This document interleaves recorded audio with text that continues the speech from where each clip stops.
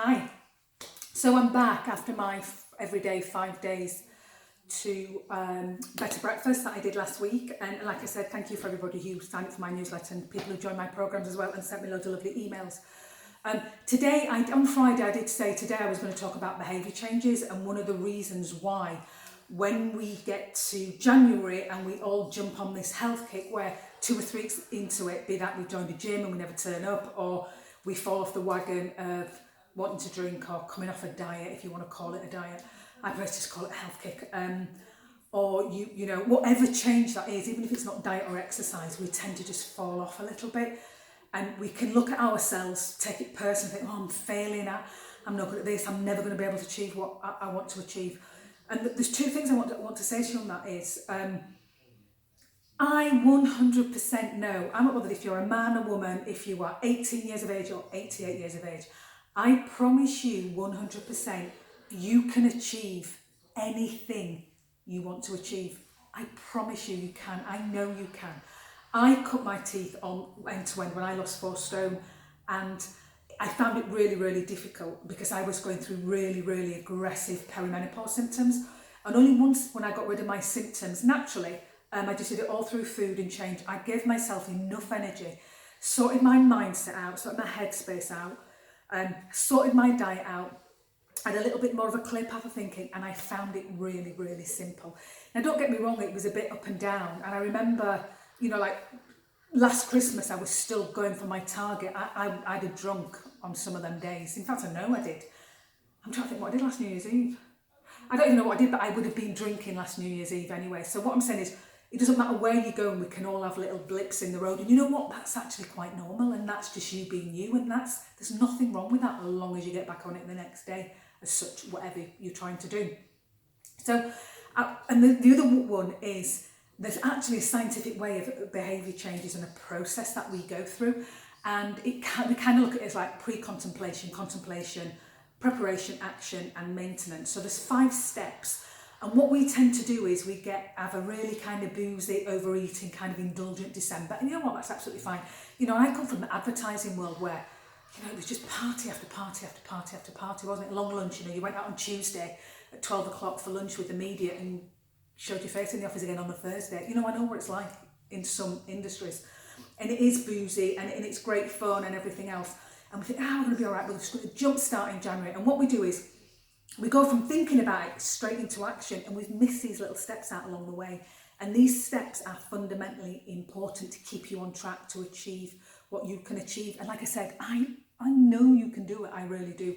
So instead of talking about them now, because I think we're so in the middle of December, there's too many parties going on, too much, you know, distraction everywhere. I'm going to cover this in the first week in January.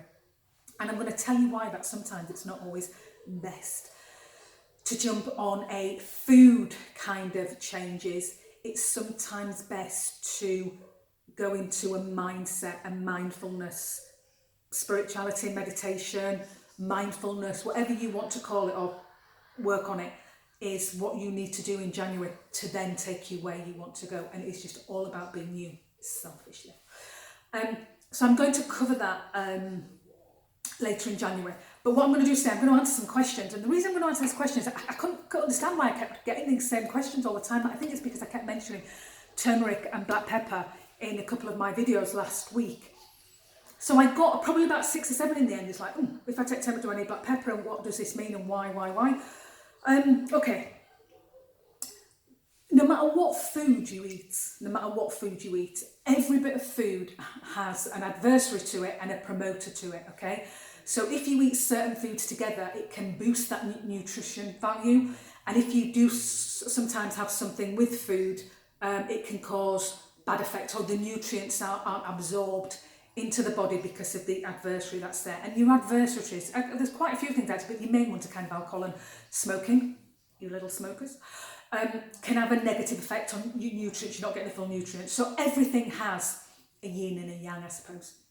So with turmeric, now there's new science that's coming out, so bear with me on this because I don't want to get too complex with it. However, in turmeric, what gives it its yellow colour is something called curcumin.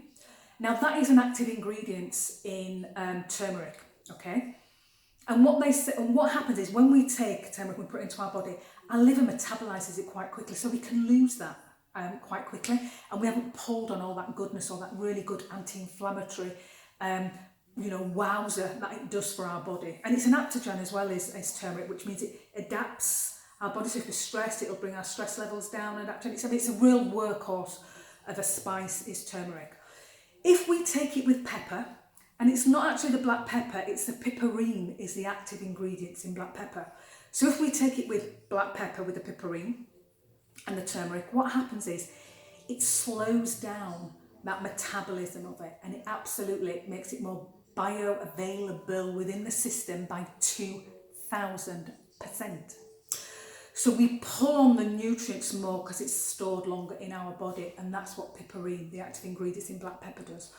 Now, some people, and I see it as well, I see it in kind of supplement form, but you can get curcumin and black pepper, and what they're saying is if you just take the active ingredients out of turmeric, you can put these two active ingredients together and they do great stuff. But what they're proving is turmeric actually has lots of active ingredients in there. It probably has about 22, I think. So it's not just the curcumin, there's like a turberine in there. That is an active ingredient. And what they've proven, if you take the turmeric as a whole with the black pepper, its nutrition effect is much more advanced than just taking the curcumin and the black pepper together.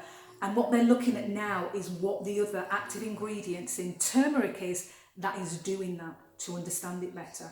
So if you are thinking of taking turmeric, take it in your powder form, even if you take it as a supplement, it doesn't matter.